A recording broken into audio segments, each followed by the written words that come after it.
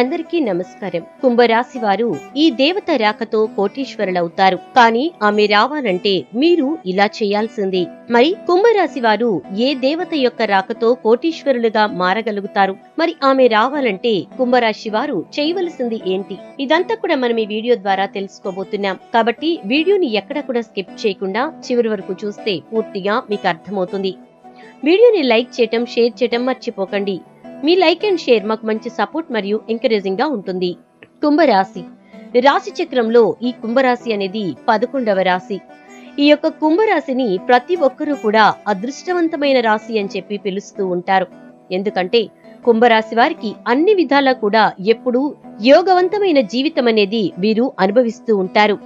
ప్రతి పనిని కూడా చాకచక్యంగా విజయవంతంగా పూర్తి చేయటం వీళ్ల స్పెషాలిటీ అని చెప్పుకోవచ్చు.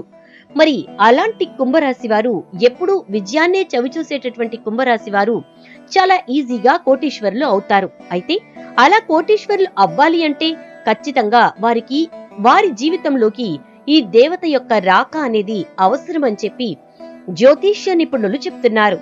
మరి ఆ దేవత యొక్క రాక ఎలా ఉండబోతోంది, అసలు ఆ దేవత ఎవరు అనే దానికి మనం వచ్చినట్లయితే కనుక ప్రతి మనిషి యొక్క జీవితంలోనూ ఖచ్చితంగా మనం మంచి స్థితిలో ఉండాలి. మంచి భవిష్యత్తుతో ఎప్పుడూ కూడా మన బిడ్డలు మన యొక్క తరతరాలు కూడా సంతోషంగా ఉండేలా మనం చేయాలి అని చెప్పి ఆలోచిస్తూ ఉంటారు. ఇప్పుడు ఒక కుటుంబాన్ని తీసుకుందాం. ఆ కుటుంబం ఒక చిన్న ఇంట్లో ఉంది అనుకుందాం, ఒక పెంకుటింట్లో. వాళ్ళు ఏం కలగంటారు? ఒక డాబా కట్టుకోవాలి అని చెప్పి కలగంటారు. ఒక డాబాలో ఉన్నటువంటి వాళ్లను అనుకుంటే ఒక మంచి అపార్ట్మెంట్ కొనుక్కోవాలి అనుకుంటారు. ఒక అపార్ట్మెంట్ లో ఉన్నవాళ్లు ఒక మంచి సొంత ఇంటిని మనం సొంతం చేసుకోవాలి అని కలగంటారు. ఇలా ప్రతి మనిషి కూడా కనడం, దాంతో పాటుగా దాన్ని నెరవేర్చుకోవడానికి కష్టపడటం జరుగుతూ ఉంటుంది. చిన్న పరిస్థితి నుంచి ఉన్నతమైన పరిస్థితికి వెళ్లటానికి కావలసిన కష్టాన్ని పడి ఎట్టి పరిస్థితుల్లోనూ ఒక మంచి స్థాయికి చేరుకోవాలి అని ప్రతి మనిషి యొక్క కోరికగా ఉంటుంది. మరి దానికి అన్ని విధాలా సహకారం ఉండాలి. మీరు చేసేటటువంటి పనిలో మీకు సహకారం లభించాలి.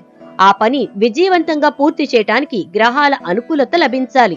దాంతో పాటు మీరు కూడా దైవభక్తి, పెద్దల ఎడల గౌరవ మర్యాదలు, పని పట్ల నిబద్ధత, వీటన్నిటితో మీరు కనుక ముందుకు వెళితే ఖచ్చితంగా మీ యొక్క జీవితంలో ఉన్నత శిఖరాలను చేరుకోవడానికి అవకాశం, ఆస్కారం లభిస్తాయని చెప్పబడుతోంది. మరి ఇవన్నీ ఉన్నా సరే మనకు భగవంత్ అనుగ్రహం అనేది ఖచ్చితంగా కావాలి. భగవదారాధన చేసేవారందరూ కూడా భగవంతుని యొక్క ఆశీస్సులు పొంది ప్రతి పనిని మొదలు పెడుతూ ఉంటారు. కానీ కొంతమంది మాత్రం భగవంతుణ్ణి అంతగా నమ్మరు. కానీ ఎలాంటి వారైనా సరే, అంటే భగవదారాధన చేసేవారైనా భగవంతుణ్ణి నమ్మని వారైనా సరే, ఈ దేవతారాధన చేస్తే ఖచ్చితంగా కోటీశ్వరులుగా మారేటటువంటి పరిస్థితులు గోచరిస్తూ ఉన్నాయి ఈ కుంభరాశిలో ఉన్నటువంటి వారికి. మరి ఆ దేవతారాధన ఏంటి, ఎలా చేస్తే ఆ దేవత యొక్క అనుగ్రహం కలుగుతుంది అనేది చూసేద్దాం. మనం డబ్బు కావాలి అంటే ఏం చేస్తూ ఉంటాం? లక్ష్మీదేవిని పూజిస్తూ ఉంటాం. లక్ష్మీదేవి యొక్క ఆరాధన చేయటం ద్వారా మనం ఖచ్చితంగా మన యొక్క జీవితంలో ఉన్నత శిఖరాలకు చేరుకోగలుగుతాం. ముఖ్యంగా ఆర్థిక పరమైనటువంటి ఇబ్బందుల నుంచి బయటపడటంతో పాటు ఆర్థికంగా మనం కాస్త పుంజుకోగలుగుతాం. అప్పుల బాధల నుంచి బయటపడతాం. అదే విధంగా మనకు సొంత ఇల్లు లేదు, లేదా అసలు ఉండడానికి నీడే లేదు అనుకున్న వాళ్ళు కూడా లక్ష్మీదేవిని ఆరాధించే విధంగా ఆరాధించటం, పూజించాల్సిన సమయాల్లో పూజించటం కనుక చేశారు అంటే, లక్ష్మీదేవి యొక్క అనుగ్రహం కలిగింది అంటే ఇక వాళ్ళకి తిరిగే ఉండదు అని చెప్పి చెప్పుకోవచ్చు. మరి లక్ష్మీదేవి యొక్క అనుగ్రహం మనకి కలగాలంటే మనం చేయవలసినటువంటి ఆ పూజా విధానం ఏంటి, ఎలా ఉంటుంది అనేది ఇప్పుడు మనం చూసేద్దాం. ప్రతి మనిషి కోటీశ్వరులుగా మారాలి అని చెప్పి కోరుకోవటం ఎలా సహజమో, ప్రతి ఒక్కరూ లక్ష్మీదేవిని ఆరాధించటం అనేది పరిపాటి, ఖచ్చితంగా చేయవలసినటువంటి పని. మరి లక్ష్మీదేవిని ఆరాధించటం అనేది ఎలా చేయాలి అనేది చూసేద్దాం. హిందూ మతాన్ని విశ్వసించే వారిలో ప్రతి ఒక్కరూ తమకెల్లప్పుడూ లక్ష్మీదేవి అనుగ్రహం ఉండాలని కోరుకుంటూనే ఉంటారు. ఈ నేపథ్యంలోనే లక్ష్మీదేవిని మనం ఎలా ప్రసన్నం చేసుకోవాలో ఇప్పుడు చూసేద్దాం. మనలో ప్రతి ఒక్క వ్యక్తి మంచి ఆదాయం కావాలని కోరుకోవటం సహజం. అయితే లక్ష్మీదేవి అనుగ్రహం ఉన్నవారికి మాత్రమే వారి జీవితంలో భారీగా సంపద లభిస్తుంది.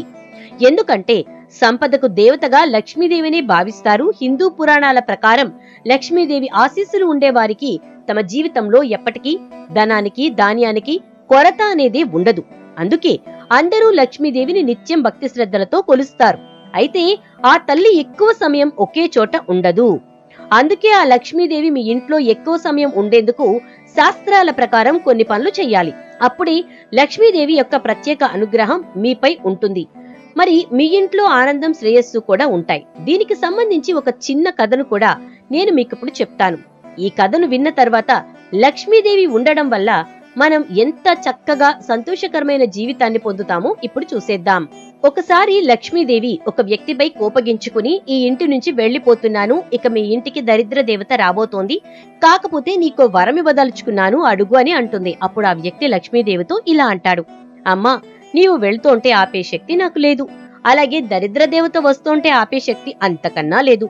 మీలో ఒకరు ఉన్న చోట ఒకరు ఉండరు కాబట్టి దరిద్ర దేవత వచ్చిన వేళ మా ఇంట్లో ఇప్పుడు ఒకరి పట్ల ఒకరికున్న ప్రేమాభిమానాలు అలాగే ఉండేటట్లు వరమివ్వమని అంటాడు. తదాస్తు అని లక్ష్మీదేవి ఆ ఇంటి నుంచి వెళ్లిపోతుంది. కొన్ని రోజుల తర్వాత ఇంట్లో వంట చేస్తున్న ఆ వ్యక్తి భార్య కూరలో ఉప్పు కారం సమపాళ్లలో వెయ్యమని కోడళ్లకు చెప్పి గుడికి వెళ్లిపోతుంది. కొంతసేపటికి చిన్న కోడలు ఉప్పు కారం కూరలో వేసి ఏదో పనిలో నిమగ్నమైపోతుంది. ఇంకొంతసేపటికి పెద్ద కోడలొచ్చి కూరలో ఉప్పు కారం వేశారో లేదో అని అనుమానం వచ్చి తను కూడా ఆ కూరకు తగినంత ఉప్పు వేసి వేరే పనిలో పడిపోతుంది. ఇంతలో అత్తగారొచ్చి కోడళ్ళిద్దరూ తమ పనిలో పడి ఉప్పు వేశారో లేదో అని తాను కొంత వేస్తుంది. మధ్యాహ్నం ఆ వ్యక్తి భోజనం చేసే సమయంలో కూరలో ఉప్పు ఎక్కువైందని గ్రహించి దరిద్ర దేవత ఇంట్లోకి ప్రవేశించింది అని తెలుసుకుంటాడు. ఏమీ మాట్లాడకుండా తిని లేస్తాడు. కొద్దిసేపటి తర్వాత ఆ వ్యక్తి పెద్ద కొడుకు కూడా భోజన సమయంలో ఉప్పెక్కువైందని గ్రహించి, నాన్నగారు తిన్నారా అని భార్యను అడుగుతాడు. తిన్నారు అని చెప్తుంది. దాంతో నాన్న ఏమీ అనకుండా తిన్నాడు, నేనెందుకనాలి అని ఏమీ మాట్లాడకుండా తను తిని లేస్తాడు. ఇలా ఆ ఇంటి వాళ్లంతా భోజనం చేసి వంట గురించి మాట్లాడకుండా ఉంటారు. ఆ రోజు సాయంత్రం దరిద్ర దేవత ఆ వ్యక్తి దగ్గరకొచ్చి, నేనిక్కడ ఉండలేను మహాప్రభో, వెళ్లిపోతున్నాను. ఉప్పు కషాయమైన వంట తిని కూడా మీ మధ్య ఏ స్పర్ధలు రాలేదు. మీరు ప్రేమగా ఐకమత్యంగా ఉన్నారు. ఇటువంటి చోట నేనుండను అని వెళ్లిపోతుంది. దరిద్ర దేవత వెళ్లిపోవడంతో ఆ ఇంట మళ్లీ లక్ష్మీదేవి నివాసం ఏర్పరచుకుంటుంది. కనుక ఏ ఇంట్లో అయితే ప్రేమ, ఆప్యాయతలు మరియు శాంతి కళకళ్లాడుతూ ఉంటాయో ఆ ఇల్లు లక్ష్మీ నివాసం అవుతుంది.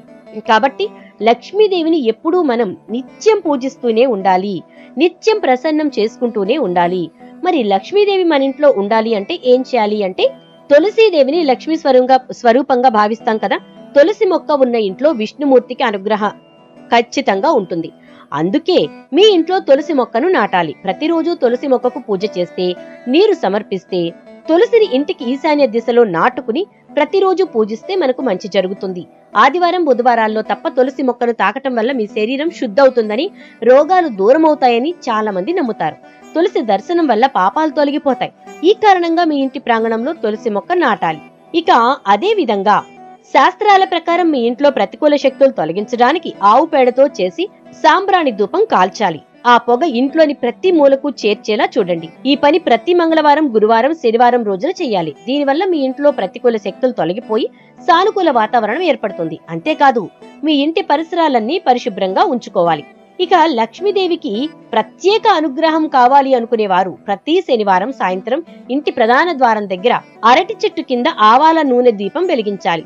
అరటి చెట్టు కింద దీపం వెలిగించిన తర్వాత ఆ చెట్టుకు 3 సార్లు ప్రదక్షిణలు చేయాలి. ఇలా చేయటం వల్ల లక్ష్మీదేవి ప్రత్యేక అనుగ్రహం మీపై ఉంటుంది. శాస్త్రాల ప్రకారం ప్రతి నెల మీ వేతనంలో కొంత భాగాన్ని దేవుడి పేరు మీద ఆలయానికి విరాళంగా ఇవ్వాలి. దీనివల్ల దేవుని దయ మీపై ఉండేలా చేస్తుంది. మీ దగ్గరున్న ఆదాయాన్ని కొంత భాగం సామాజిక సేవకు, మరికొంత భాగం ఖర్చులకు, పెట్టుబడులకు ఉపయోగించాలి. ఇలా చేయటం వల్ల మీరు లక్ష్మీదేవి ఆశీస్సులు పొందుతారు. ఇలా ఈ 4 రకాలుగా చేస్తూనే మీ ఇంటిని ఎప్పటికప్పుడు శుభ్రంగా ఉంచుకుంటూ, ఇంట్లో ఎప్పుడు సాంబ్రాణి ధూపాన్ని వేస్తూ, ఇల్లు ఎప్పుడూ పరిమళభరితంగా ఉండే విధంగా చూసుకుంటూ ఉంటే కనుక ఖచ్చితంగా లక్ష్మీదేవి యొక్క అనుగ్రహం మీపై ఉంటుంది. అలా కుంభరాశి వారు ఖచ్చితంగా చేసుకోవాలి. కుంభరాశి వారు కోటీశ్వర్లు అవ్వాలి అనుకుంటే ఈ యొక్క ఇప్పటి వరకు మనం చెప్పుకున్న పరిహారాలు చేసుకోవాలి. అలా చేయటం ద్వారా లక్ష్మీదేవి యొక్క అనుగ్రహం మీతో ఉంటుంది. మీ ఇంట్లోకి లక్ష్మీదేవి రావడం జరుగుతుంది. మరి ఇలా మీరు కూడా చేసుకుని లక్ష్మీదేవిని మీ ఇంట్లోకి ఆహ్వానించుకుంటారని ఆశిస్తూ శుభం. వీడియో నచ్చితే తప్పకుండా ఒక లైక్ చేసి వీడియోని షేర్ చేసేయండి. అలాగే ఛానల్ ని సబ్స్క్రైబ్ చేసుకోండి. పక్కనే ఉన్న బెల్ ఐకాన్ లో ఆల్ ట్యాప్ చేసేయండి.